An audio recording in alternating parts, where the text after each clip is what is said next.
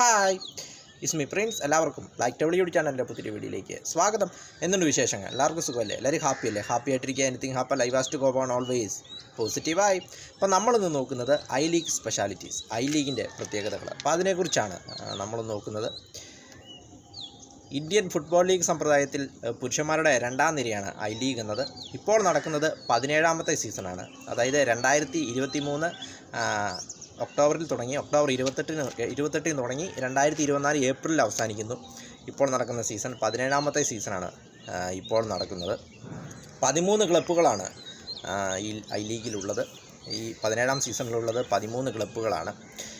അപ്പോൾ ഐ ലീഗിൻ്റെ ചരിത്രം നോക്കുമ്പോൾ 1996 ഇന്ത്യൻ ഫുട്ബോളിനെ വളർത്തുവാനും ഇന്ത്യൻ ഫുട്ബോളിനെ കൂടുതൽ പ്രൊഫഷണലാക്കുവാനും വേണ്ടിയാണ് ഈ NFL നാഷണൽ ഫുട്ബോൾ ലീഗ് ആരംഭിച്ചത് 1996. പിന്നീട് വർഷങ്ങളോളം നാഷണൽ ഫുട്ബോൾ ലീഗ് മത്സരങ്ങൾ നടന്നു.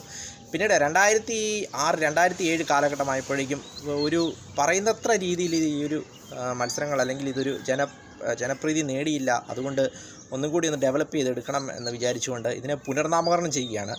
അങ്ങനെ 2007 ഇതിനെ ഐ ലീഗ് എന്ന് പുനർനാമകരണം ചെയ്യുന്നു. 2007 നവംബർ 24, 2007-2008 സീസണിൽ 2007 നവംബർ 24 ഐ ലീഗിൽ ആദ്യ മത്സരം നടക്കുകയാണ്. അതിൽ അന്ന് 10 ടീമുകളായിരുന്നു 10 ടീമുകളായിരുന്നു അന്ന് മത്സരിച്ചത് ഇതിലുണ്ടായിരുന്നത്.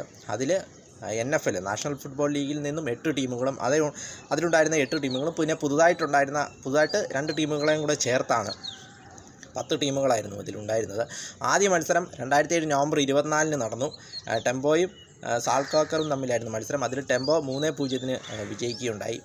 അതായിരുന്നു ആദ്യത്തെ ഐ ലീഗ് മത്സരം എന്ന് പറയുന്നത്. പിന്നീട് 2008-2009 സീസണിൽ അത് വീണ്ടും 10 എന്നുള്ളത് 12 ആക്കുന്നു, 12 ക്ലബ്ബുകളാക്കുന്നു. പിന്നീട് 2009-2010 വീണ്ടും 12 എന്നുള്ളത് 14 ആകുന്നു. പിന്നീട് 2010 ശേഷം അത് വീണ്ടും 13 ചുരുങ്ങുന്നു.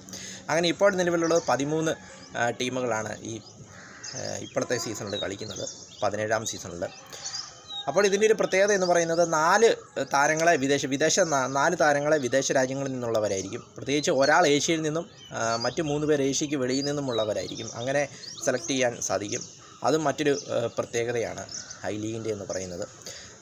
അപ്പോൾ കേരളത്തിനൊരു ടീമുണ്ട്, ഗോകുലം കേരള. അപ്പോൾ കേരളത്തിൻ്റെ അടുത്ത മത്സരം എന്ന് പറയുന്നത് മാർച്ച് 17-നാണ്. മാർച്ച് 17-ന് ശ്രീനിധി ഡക്കാനുമായിട്ടാണ് കേരളത്തിൻ്റെ അടുത്ത മത്സരം എന്ന് പറയുന്നത്. EMS സ്റ്റേഡിയം, കാലിക്കറ്റ്, കോഴിക്കോടിലെ EMS സ്റ്റേഡിയത്തിലാണ് മത്സരം നടക്കുന്നത്, ഗോകുലം കേരള. അപ്പോൾ എല്ലാ കണ്ണുകളും കാലിക്കറ്റിലേക്ക് നമുക്ക് കാത്തിരിക്കാം. വീഡിയോ ഇഷ്ടപ്പെട്ടാൽ ലൈക്ക് ചെയ്യുക, ഷെയർ ചെയ്യുക, കമൻറ്റ് ചെയ്യുക, സബ്സ്ക്രൈബ് ചെയ്യുക. വീണ്ടും പുതിയ വീഡിയോയിൽ കാണാം. അതുവരെയും ടേക്ക് കെയർ, ബൈ.